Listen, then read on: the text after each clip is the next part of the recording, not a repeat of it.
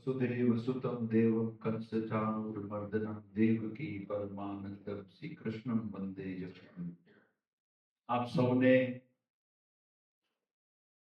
પૂર્ણ પુરુષોત્તમ ભગવાન શ્રી કૃષ્ણના શ્રીમુખથી ગવાયેલી ગીતા અને ગીતાની ત્રિવેણીમાં આજે મોક્ષદા એકાદશી અને દેવોના દેવ મહાદેવનો સોમવાર અને આ ત્રિવેણીનું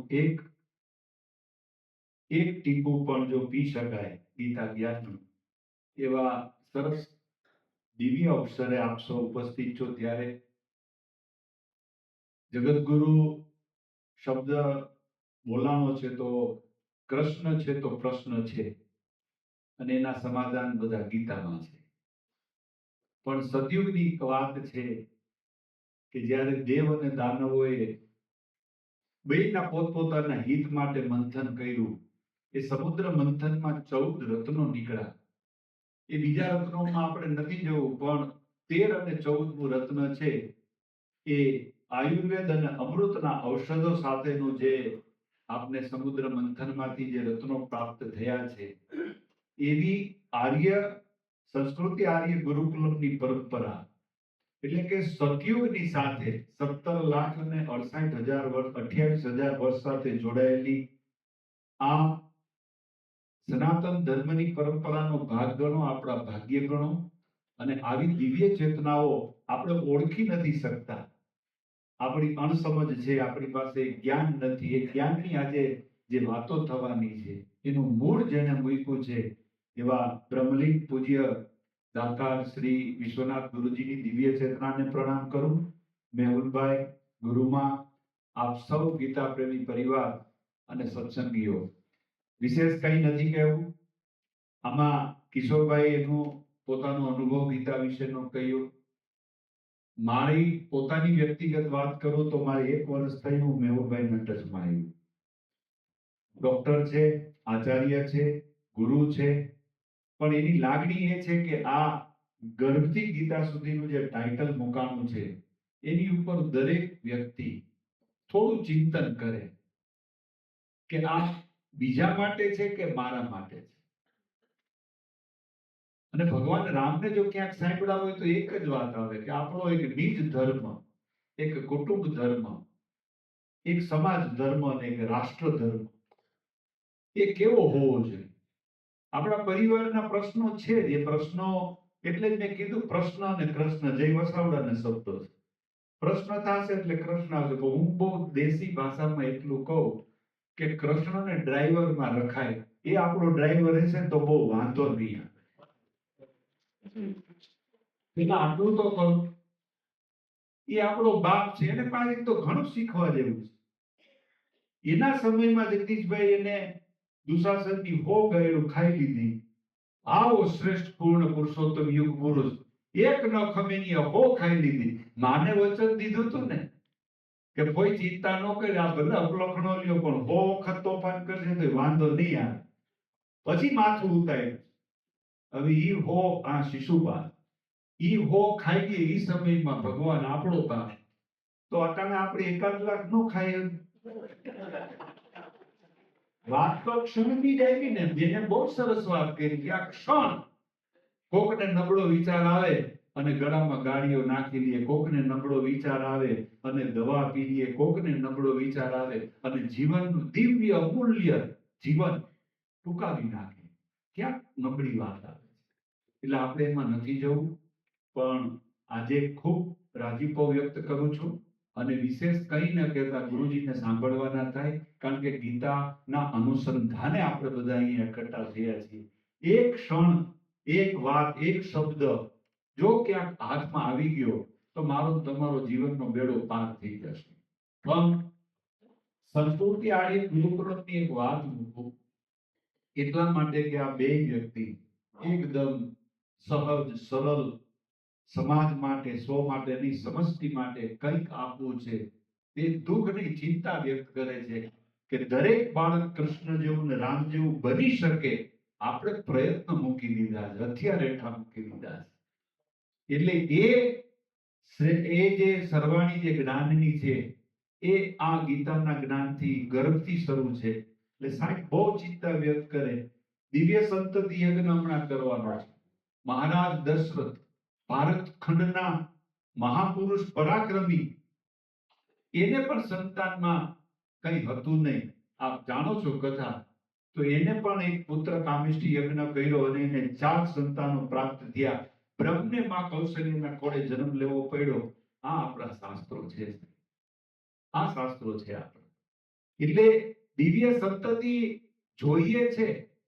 હું ખેડૂતનો દીકરો છું, મને ખબર છે કે ખેતી કરવી હોય તો બધી રીતે ખેતરને ચોખ્ખું રાખવું પડે. સારું બિયારણ, સારી દવા, સારું પોષણ, સારું પાણી. તો એક સારા દિવ્ય ચૈતન્ય બાળક માટે જે ખેતી કરવાની છે એ કોણ કરશે? આપણી જવાબદારી છે. એ ભૂમિકા અહીંથી શરૂ થાય છે. આ ગુરુકુળ કિશોરભાઈ જે કઈ એને એના નિમિત્ત બનીને સેવા માટે જગ્યા આપી છે, કરે છે. બાળકો ભણે છે, સારા ઘરના બાળકો છે. હું તો સંસ્કૃત અને હિન્દી ભણી નથી શીખ્યો માં. મારું ભાઈ ગણો જે ગણો એ, પણ હવે હું 56મા વર્ષે એવું નક્કી કરું, મને તમારા કેજી માં એડમિશન થતું હોય તો કેજી માં, એલકેજી માં મારું કરી નાખો. મને સંસ્કૃત ભણાવો, મારે કંઈક આને સમજવું છે. આપણું કામ નહીં પણ પ્રયત્ન કરીશ. એ ત્યાં જે વિશ્વાસ. એટલે આ ગુરુકુળ અત્યારે ખીરસરા 4 એકર જગ્યા જે લાગણીથી જોડાયેલા છે એને ટ્રસ્ટને આપી છે. આમ ગણો વસંતભાઈ તો પેલા ફેઝનો કાર્યક્રમ 10-15 કરોડ રૂપિયાનો છે. રૂપિયા તો માગે નહીં. અને હું આરે બે કહું નહીં તો મારે પણ ગીતાજીને જ મારે પ્રણામ કરું છું. તો એક વાત મારી માગણી આ સંસ્થા માટે કે આ જે બાળકો અત્યારે 20 છે 200 કેમ થાય? ભારતને ઊભું કોણ રાખશે? જગદીશભાઈ, આ ભારતને કોણ ઊભું રાખશે? વિશ્વમાં 823 કરોડ લોકોમાં તમે હિસાબ જોઈ લેજો. હમણાં ગૂગલ ગુરુ કીધું ને એમાં બધાય જવાબ પડ્યા. તો હિન્દુ 14% છે. તમે મૂકેલી જે કઈ મિલકત, જે વસ્તુ છે, સાચવશે કોણ? કોના ખંભા ઉપર જવાબદારી મૂકવામાં આવશે? દીકરો હોય કે દીકરી, આપણે તો બે ડાબી જમણી આંખ છે. એને શ્રેષ્ઠ બનાવવાનું કામ અત્યારનું શિક્ષણ છે ને, એ તો આપણે 12મું ઓછીનું લીધેલું ભણી છે. બુસ્કોટનું એક બટન જગદીશભાઈ ખોટું બંધ થાય એટલે બધાય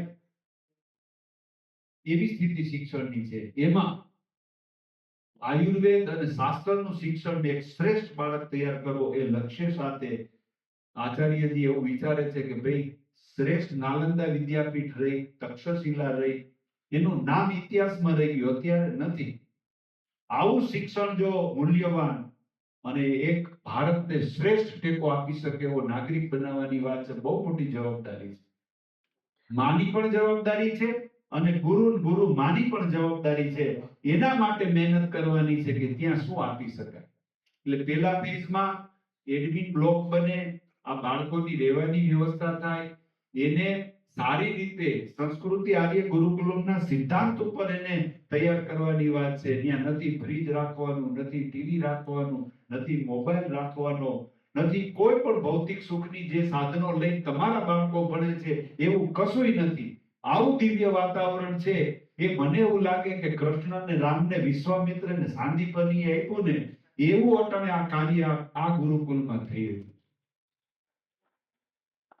હું આને કોઈ અફસોસ વ્યક્ત નથી કરવો, પણ સમાજના જાગૃત નાગરિક તરીકે હું તમને પણ ટકોર કરું છું કે ક્યાંક જો ગોવર્ધન ઉપાડવામાં ટચલી આંગળી વપરાળી હોય અને ક્યાંક ધર્મની રક્ષા માટે પેલી આંગળી ઉપાડીને સુદર્શનને પકડવું હોય, એવા કૃષ્ણની ગીતા માટે મારે તમારે અત્યારે વાત કરવાની થઈ છે.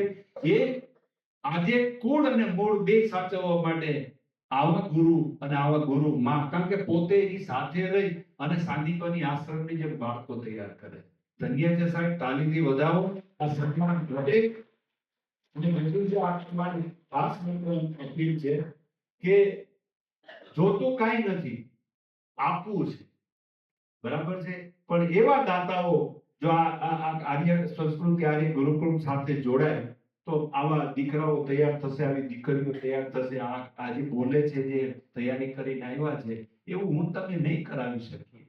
અને આપણી એજ્યુકેશન પોલિસીમાં પણ એક ગૌરવ લેવા જેવી વાત છે કે પંચકોશના સાહેબ વાત કરશે વિશેષ રીતે આપણી નેશનલ એજ્યુકેશન પોલિસીમાં પણ આનો સમાવેશ થઈ રહ્યો છે. એકવાર એના માટે તો આપણે ગૌરવ લેવું છે કે આપણા બાળકો હવે સાચું શિક્ષણ લેવાના ફીસ માંગ્યા છે. બહુ આનંદ થયો. મારે સાહેબને એટલે કહેવું પડ્યું, મારા અધિકારીઓ રાહ જોવે છે ક્યારના જવું પડે છે સાહેબ. એટલે આ બાકીનું તમારું લેક્ચર હું વિડીયોમાં સાંભળીશ. વસંતભાઈ અને અગ્રણીઓ ખૂબ બેઠા છે. એવું ન થાય કે આજે એક દિવસ આવ્યો ને કાલ છૂટા પડી જાય. વસુદેવ કુટુંબકમની વ્યાખ્યા અમારો બાપ બોલ્યો છે.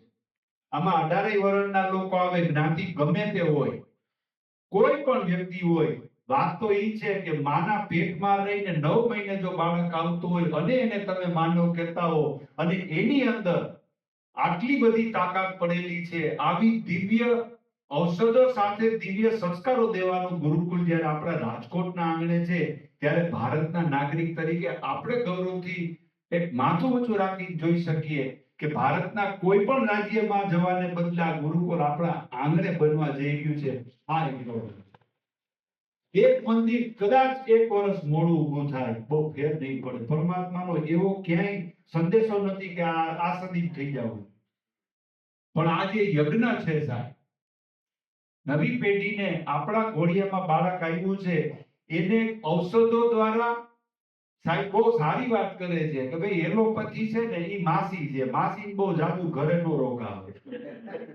પણ આયુર્વેદ ઔષધ છે, આપણા ઘરમાં છે, આપણા રસોડામાં છે, આપણી માતાઓ શીખે, બહેનો શીખે.